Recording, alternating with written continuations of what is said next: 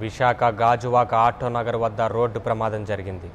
National హైవేపై ద్విచక్ర వాహనంపై వస్తున్న భార్యాభర్తలను ట్రాఫిక్ కానిస్టేబుల్ ఆకస్మికంగా నిలిపివేయడంతో వెనుక నుండి వస్తున్న లారీ ఢీకొంది.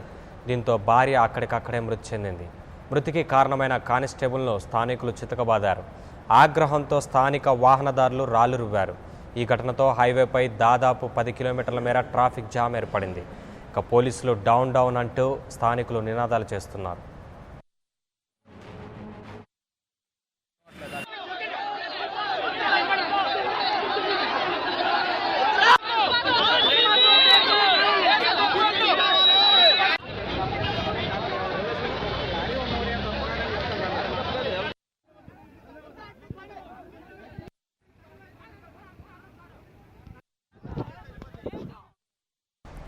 విశాఖ గాజువాక ఆటోనగర్ వద్ద జరిగిన రోడ్డు ప్రమాదానికి సంబంధించి మరింత సమాచారాన్ని మా ప్రతినిధి ఆశలత అందిస్తారు. ఆశలత, ఈ ప్రమాదానికి గల కారణాలు ఏంటి?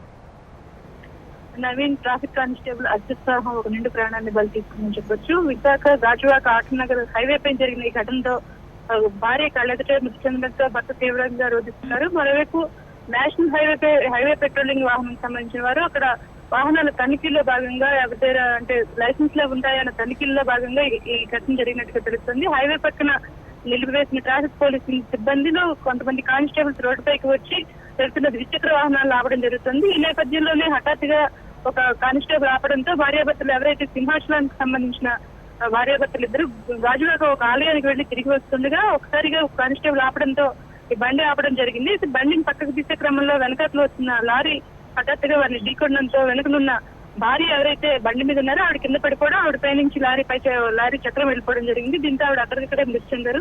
ఈ ఘటనతో స్థానికులు ఎవరైతే ఉన్నారో వారంతా తీవ్ర ఆగ్రహానికి లోనయ్యారు.